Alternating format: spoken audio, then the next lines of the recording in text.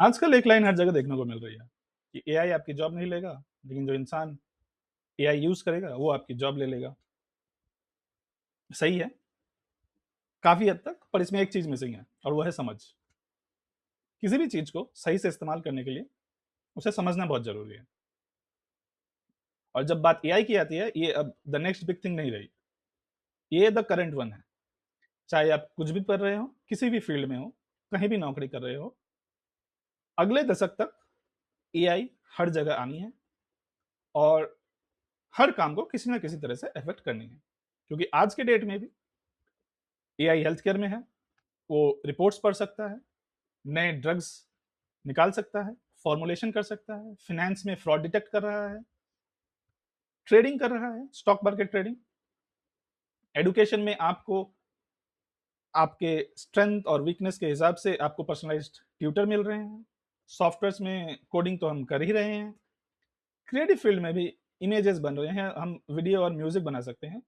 और मेरा मानना है कि जब से जेमिनाई ने यानी कि गूगल ने अपने जेमिनाई को गूगल सर्च से अटैच किया और जीमेल में भी आ गया, उसके बाद से डेली लाइफ में भी एआई की यूजेज काफ़ी बढ़ गई है। चैट जीपीटी से हम बातें तो करते ही थे, आजकल जेमिनाई से भी कर रहे हैं और फोटोज में, सर्च में, ईमेल्स के ड्राफ्ट में, यहाँ तक कि ईमेल रिप्लाई करने में भी जेमिनाई हमारी मदद कर रहा है। तो सवाल है कि एआई है क्या? सवाल सीधा है, पर जवाब सीधा नहीं है। या फिर हम कह सकते हैं कि काफ़ी लोग इसका जवाब सीधा-सीधा नहीं दे सकते हैं। तो देखते हैं एआई क्या है? तो सवाल से शुरू करते हैं कि अगर कोई मशीन या सिस्टम चेस खेल सकती है, ईमेल में ईमेल स्पैम है कि नहीं ये डिटेक्ट कर सकती है और आपको मूवी रिकमेंड कर सकती है, तो क्या ये एआई है? या फिर चलिए 2 और एग्ज़ाम्पल देखते हैं। क्या वो जो सेल्फ ड्राइविंग कार्स हैं, जो ड्राइव कर सकती हैं या फिर वो पोएम लिख सकती हैं, क्या वो एआई है? एक तरीके से ये सारे एआई हैं। अलग-अलग लेवल्स पे हैं, पर सारे एआई हैं। तो चलिए एआई को डिफाइन करते हैं कि एआई है क्या? क्या हो तो हम उस चीज़ को एआई बोले? तो एआई बोलने के लिए हमें कोई मशीन चाहिए जो सोच सकता है, सीख सकता है और कर सकता है। तो जो कि आज तक सिर्फ ह्यूमन यानी कि इंसानी दिमाग कर सकता है था, सोचना, सीखना और करना। अगर ये तीनों चीज़ कोई एक मशीन कर सकती है, तो हम उसे आर्टिफिशियली इंटेलिजेंट मशीन कह सकते हैं। आर्टिफिशियल इंटेलिजेंस यानी कि मैं फिर से दोहरा रहा हूँ कि आर्टिफिशियल इंटेलिजेंस माने सोचना, थिंक, सीखना, लर्न और करना, डू। और ये तीनों चीज़ एक साथ होती हैं, तो हम उसे आर्टिफिशियल इंटेलिजेंस कह सकते हैं। अब हम में से बहुतों को लगता है कि 2022 में चैट जीपीटी आया, तो एआई वहीं से शुरू हुआ। पर एआई की जो जर्नी है, वो काफ़ी इंटरेस्टिंग है और शायद जानने लायक भी है कि ये 75 साल पुराना संघर्ष है कह सकते हैं कि जहाँ से एक ये सवाल से शुरू हुआ था, काफ़ी उतार-चढ़ाव आए और बाद में अभी जो जिस स्टेज पे एआई है, ये तो शायद अब बढ़ेगा ही और एआई इज़ न्यू नॉर्मल आप कह सकते हैं और आपके काम में आपको एआई लाना ही पड़ेगा और कोई उपाय नहीं है। तो चलिए देखते हैं वो क्या सवाल था जिससे शुरू करते हैं। तो 1950 में एलन ट्यूरिंग एक इंग्लिश मैथमेटिशियन ने एक सवाल पूछा, क्या मशीनें सोच सकती हैं? Can machine think? और उनका ये भी मानना था कि थिंक जो वर्ड है वो काफ़ी वेग है। तो इस पे बहस कर सकते हैं, नतीजे पे नहीं पहुँच सकते हैं। तो उन्होंने थिंक को इस सवाल को कैन मशीन थिंक को एक टेस्ट में बदल दिया कि अगर वो कोई मशीन इस टेस्ट को पास कर सकती है, तो हम ये कहेंगे कि वो सोच सकती है। तो क्या था वो टेस्ट? वो टेस्ट था कि 2 घर रहेंगे, एक में इंसान, एक में मशीन। एक जज होगा या इंटरोगेटर होगा, जो दोनों को लिखित सवाल देगा, उसके पास लिखित जवाब आएँगे।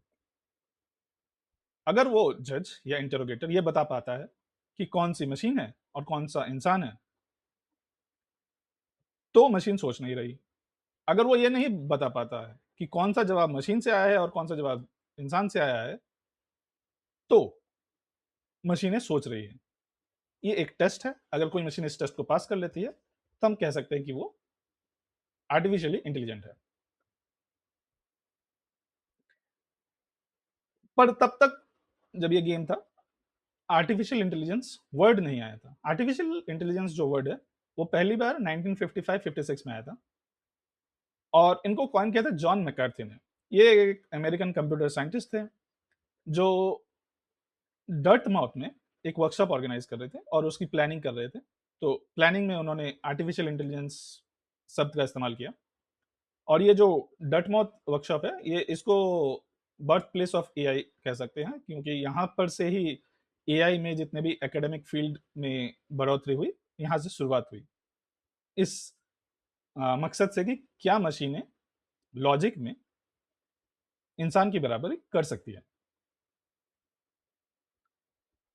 उसके बाद 1966 में एलिजा, दुनिया का पहला चैटबॉट, इसको जोसेफ वेजनबॉम ने बनाया एमआईटी में। तो ये एक पहला चैटबॉट था दुनिया का, जो पैटर्न मैचिंग और रूल्स पे बेस्ड था। ये कोई आज के जैसे मॉडर्न स्मार्ट चैटबॉट नहीं था। वो खाली प्री डिफाइंड रूल्स थे, उसके बेसिस पे चैट करता था। लेकिन फिर भी इंसानों को अटैचमेंट उससे हो जाती थी। उसको फिर एलिजे इफेक्ट कहने लगे। उसके बाद एक लंबे अरसे तक 1974 से 1987 तक एआई विंटर कहते हैं इस पीरियड को, जिसमें एआई में कोई ज़्यादा काम नहीं हुआ, क्योंकि 1966 में एएलपीएसी की रिपोर्ट आई, जिसमें मशीन ट्रांसलेशन, मतलब एक भाषा से दूसरे भाषा या ऐसे जो काम चल रहे थे, उसकी फंडिंग रोक दी गई। 1969 में परसेप्ट्रॉन्स नाम की एक किताब आई, जिसने जो न्यूरल नेटवर्क की रिसर्च चल रही थी, उसको ठंडा कर दिया। 1973 में लाइट हिल की रिपोर्ट आई, जिसमें यूके ने भी एआई फंडिंग काट दी और ये काफी लंबे समय तक चलता रहा। फिर 1980 आया। 1980 में कुछ एक्सपर्ट सिस्टम्स आ रहे थे, जिसपे लोगों ने बहुत सारे पैसे इन्वेस्ट किए और वो भी सिस्टम नहीं चला। तो काफी देर तक एआई में कोई बड़ा काम नहीं हुआ। ये जो इसको जो फील्ड है, उसको एआई विंटर कहते हैं, जहां पर एआई में बहुत ज्यादा काम नहीं हुआ। इसी बीच 1985 में जॉन हॉगलैंड नाम के एक व्यक्ति ने एक किताब लिखी, कि artificial intelligence the very idea. तो वहां पर उन्होंने एक टर्म कॉइन किया, उसको कहा सिंथेटिक इंटेलिजेंस, क्योंकि उन्हें आर्टिफिशियल इंटेलिजेंस जो नाम थी वो काफी पसंद नहीं था। आर्टिफिशियल को वो फेक बोल रहे थे, कि आर्टिफिशियल इंटेलिजेंस यानी कि फेक इंटेलिजेंस। तो उन्होंने टर्म दिया सिंथेटिक इंटेलिजेंस, जो कि सोच सकता है, क्योंकि आर्टिफिशियल फेक लगता था। जैसे कि डायमंड होता है, डायमंड एक असली होता है और बाकी सिंथेटिकली बनाया जाता है। तो जैसे कि सिंथेटिक डायमंड होता है, उन्होंने वहां से सिंथेटिक इंटेलिजेंस टर्म को कॉपी किया। ये एक पड़ाव था ये सोचने का कि जो मशीन है वो हैंड रिटन रूल्स यानी कि प्री डिफाइंड रूल्स से आगे जाके सोच सकती है। ये इंटेलिजेंस को वो यहाँ इस सिंथेटिक इंटेलिजेंस नाम से रेफर करना चाहते थे। और जो वो ये रूल बेस्ड इंटेलिजेंस था, जैसा कि हमने वो पिछले देखा एलिजा चैटबॉट, उसको उन्होंने बोला गुड ओल्ड फैशन एआई। तो आज जो हम जिस लेवल पे एआई को देखते हैं, उसको हम कह सकते हैं एक तरीके से कि ये उनके हिसाब से सिंथेटिक इंटेलिजेंस ये थी, और रूल बेस्ड को वो गुड ओल्ड फैशन एआई बोलते थे। उसके बाद 1997 में एक बड़ा न्यूज आया कि आईबीएम के एक सुपर कंप्यूटर डीप ब्लू ने उस वक्त के चेस ग्रैंड मास्टर, जो रशिया के गैरी कैस्परोव थे, उनको चेस में हरा दिया, और उस वक्त ये बहुत बड़ी बात थी। ये जो हमने कुछ देर पहले देखा, GOFI, good old fashion AI, इसका एग्जाम्पल था, क्योंकि ये ट्रेंड नहीं था, ये हैंड रिटन रूल्स पे बना था, पर लाखों रूल्स इसमें भरे गए थे, लिखे गए थे, और इसने जो उस वक्त के चेस ग्रैंड मास्टर थे, गैरी कैस्परोव, उनको हराया। और ये बात के बाद से जो मशीन है, इंटेलिजेंस है, इस पे चर्चा होना फिर शुरू हो गया। अब यहां एक बड़ा ट्रांजिशन आता है, रूल बेस्ड से सीखने तक का सफर। यहाँ पे 3 स्टेजेस हैं। पहला रूल बेस्ड, जहां से प्रोग्रामिंग की शुरुआत हुई, कि इंसान मशीनों को एकदम स्टेप्स बाय स्टेप्स ये बता देगा कि मशीनों को करना क्या है, और मशीनें रूल्स फॉलो करेंगी और वो काम कर देंगी। जैसे कि अगर देखना है कि कोई ईमेल स्पैम है, तो उसमें चेक करो कि उसमें फ्री मनी लिखा है कि नहीं। अगर फ्री मनी लिखा है तो उसको स्पैम कर दो। ऐसे हजारों नियम लिखो, कंप्यूटर उन हजारों नियम को एग्जीक्यूट करेंगी और अपना काम कर देगी। पर दुनिया डायनामिक है, उसमें नियम बदलते हैं, और नियम लिमिटेड नहीं है, करोड़ों नियम है। कोई फ्री को एक तरीके से लिख सकता है, कोई दूसरे तरीके से लिख सकता है। ऐसा करके अगर बाई चांस कोई भी नियम मैच नहीं करता है, तो मशीनें फेल हो जाती हैं। उसके बाद इस चीज को मोर रिलायबल बनाने के लिए मशीन लर्निंग आया।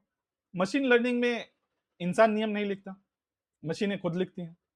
इंसान उसको लेबल दे देता है, ये लो 1000 सैंपल्स स्पैम मेल्स के, ये लो 1000 सैंपल्स नॉन स्पैम मेल्स के। उसमें कुछ लेबल दे दिए कि फ्री लिखा हो या कुछ और फीचर्स हो तो ये स्पैम है। मशीनें उन एग्जांपल्स को पढ़ती हैं, देखती हैं, और अपने नियम खुद बनाती हैं। इसमें नियम मिस होने के चांसेस कम हो जाते हैं, क्योंकि मशीन हजारों, करोड़ों, करोड़ों नहीं तो कम से कम लाखों मेलों से तो ट्रेन की जा रही है। उसके बाद आता है डीप लर्निंग। डीप लर्निंग में ये इंसानों का इन्वॉल्वमेंट और कम हो जाता है। मशीनें खुद ब खुद सीख लेती हैं कि क्या क्या फीचर्स में स्पैम आ रहे हैं, क्या क्या फीचर्स में स्पैम नहीं आ रहे हैं, कौन सी तस्वीरों में बिल्ली है और कौन से तस्वीरों में हाथी है। मशीन लर्निंग में तस्वीरों के साथ बोल दिया जाता था कि ये तस्वीरें बिल्ली है, ये तस्वीर हाथी है। हाथी में फीचर्स हैं, जैसे कि अगर सूंड देखो तो हाथी है, और अगर विस्कर्स देखो तो बिल्ली है। डीप लर्निंग में ये बताने की भी जरूरत नहीं है। मशीन लर्निंग और डीप लर्निंग अपने आप में बहुत बड़े सब्जेक्ट हैं। शायद हम किसी और वीडियो में इस में डिटेल्स में बात करेंगे, पर अभी के लिए इतना समझते हैं कि समय के साथ और इन 3 स्टेजेस में, रूल बेस्ड से डीप लर्निंग तक, इंसानों के हाथ से जो हैंड होल्डिंग कैपेसिटी थी, जो इंसान हाथों से पकड़ के मशीनों को बोलता था कि क्या करें, वहां से अभी मशीनें बहुत ज्यादा खुद ब खुद काम करने लगी है। उनको ये बता देना कि ये काम है, तो मशीनें अपने आप अपने हिसाब से काम कर लेती हैं। और इसमें बहुत बड़ा ब्रेक थ्रू आया 2012 में, जब डीप लर्निंग की ताकत का पता चला लोगों को। तो 2010 में इमेज नेट नाम की एक चैलेंज आई थी, जहां पे इमेज रिकॉग्नाइजेशन का चैलेंज था। इमेज दिया गया तो उसमें इमेज में क्या है, इंसान है कि जानवर है, जानवर हाथी है कि घोड़ा है, ये पता लगाना था। इसका एरर रेट 26% था। 2012 में यूनिवर्सिटी ऑफ टोरंटो के कुछ टीम, जिसमें एलेक्स और उसकी टीम ने एलेक्स नेट बनाया, जिसने कि इस एरर रेट को 15% पर लिया है। 26% से 15% तक। यानी कि अब 100 तस्वीरों में 85 तस्वीरें, यानी कि 85 इमेजेस कैन बी क्लासिफाइड। तो 85 तस्वीरों में क्या है, ये सही सही बताने की क्षमता आ गई मशीनों में। तो ये और एक बहुत बड़ी बात थी। और इसके पीछे 3 चीज़ थी जिसने इस चीज़ को मुमकिन बनाया। एक तो डेटा, तब इंटरनेट दुनिया पे आ गया था, तो लेबल्ड इमेजेस की कमी नहीं थी, तो लाखों करोड़ों इमेजेस इंटरनेट पे थे। गेमिंग के वजह से जो जीपीयूज़ हैं, कंप्यूट लगती है, वो कंप्यूट भी मॉडर्नाइज़ होते गए। तो डेटा और कंप्यूट आ गया, और एल्गोरिदम्स यानी कि जो न्यूरल नेटवर्क की रिसर्च थी, वो चल ही रही थी। तो तीनों ने मिलके ये पॉसिबल किया कि डीप लर्निंग अब एक नई मुकाम पे पहुंच गई है। ये 2012 में हुआ। इसके बाद जो हुआ 2016 में, गूगल के डीप माइंड टीम ने एक मशीन बनाया अल्फागो। तो गो एक और गेम है जिसमें चेस से ज्यादा मूव्स होते हैं। तो 2016 में अल्फागो ने ली सेडॉल, जो कि एक साउथ कोरिया के प्रोफेशनल गो प्लेयर हैं, उनको हराया। तो ये बात इतनी महत्वपूर्ण इसलिए है क्योंकि इससे पहले जो 1997 में डीप ब्लू ने चेस ग्रैंड मास्टर को हराया था, उसमें रूल्स पहले से लिखे हुए थे। 2016 में जो अल्फागो ने ली सेडॉल को हराया, उस पे एक नया मूव, मूव 37, जो कि इससे पहले किसी भी इंसान ने नहीं खेला था। तो मशीन ने खुद से वो मूव इन्वेंट किया, और वो मूव चला, जिससे कि वो गेम जीत गया। इससे ये साबित हुआ कि मशीनें वो काम भी कर सकती है जो पहले किसी इंसानों ने नहीं की। तो इससे जो डीप लर्निंग है, उसकी ताकत का सही सही अंदाजा लगाया जा सकता था कि ये अब वो काम कर सकती है जो किसी ने नहीं किया।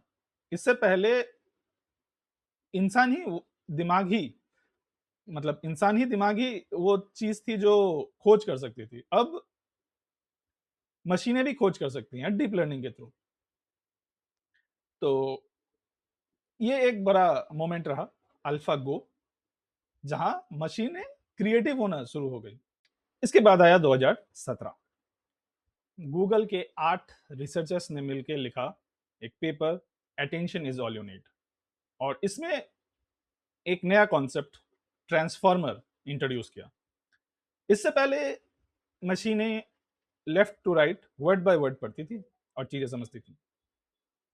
ट्रांसफॉर्मर ने आकर के इसको एक नया आइडिया दिया, नया तरीके से करने का इंट्रोडक्शन दिया कि पूरी सेंटेंस पढ़ो और वर्ड बाय वर्ड सबको पढ़ो, और किस वर्ड के लिए किसको अटेंशन देना है ये भी देखो।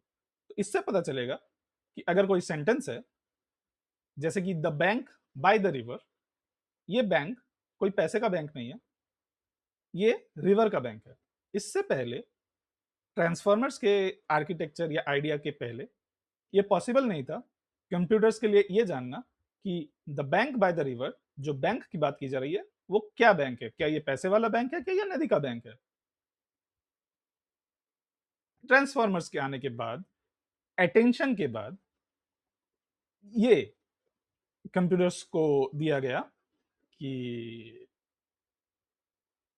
The bank by the river में बैंक के लिए अटेंशन चाहिए, किस वर्ड को देना है, रिवर को देना है। तो अब रिवर्स का अटेंशन की वजह से कंप्यूटर को यह पता चला या सिस्टम को यह पता चला कि ये बैंक रिवर का बैंक है। ये अटेंशन का आइडिया बेहदानाओं नाम के एक टीम और बेहदानाओं और उनके टीम ने 2014 में निकाला था। और उसके ऊपर काम करते हुए गूगल के रिसर्चर्स ने ये पेपर लिखा। वो सेंट्रल आइडिया था अटेंशन का। इन्होंने एक उसको नया आइडिया, नए तरीके से और काफी चीजों के साथ दिया। इसको ट्रांसफॉर्मर का आइडिया मिला। तो यहां से शुरुआत होती है आज के मॉडर्न एआई की, जहां पर वो बड़े सेंटेंस का पूरे कॉन्टेक्स्ट के साथ समझ सकता है।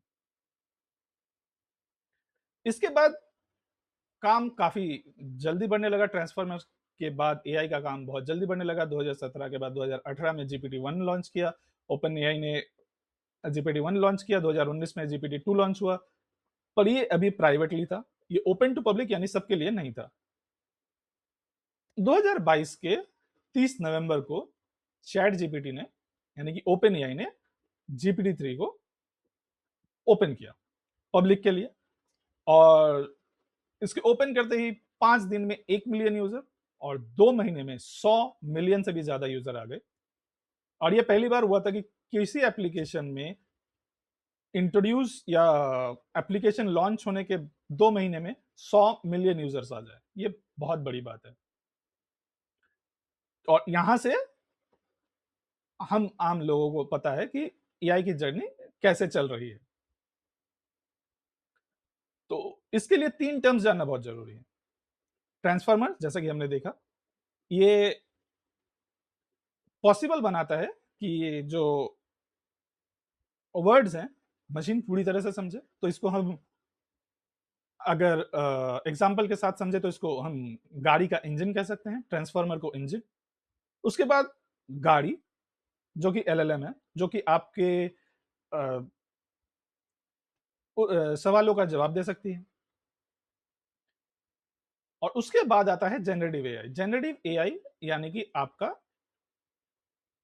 चैट जीपीटी का इंटरफेस मान लो, जो जिसे आप अल्टीमेटली यूज करते हैं। तो जो जनरेटिव एआई है या फिर चैट जीपीटी है, जेमिनाई है, ग्रॉक है, आप कुछ भी यूज करते हो, उसके नीचे काम करता है एलएलएम, और एलएलएम के नीचे काम करता है ट्रांसफार्मर। तो ट्रांसफार्मर को कार की इंजन मान लो, कार एलएलएम हो गया। एलएलएम रॉ है, उस पे आप कुछ भी सवाल पूछो वो कुछ भी जवाब दे सकता है। उसके बाद जनरेटिव एआई आता है। जनरेटिव एआई में चैट जीपीटी कुछ अपने नियम लगाता है, एलएलएम से बात करने के जेमिनाई कुछ अपने नियम लगाता है, और वो इंप्रूव होते रहते हैं।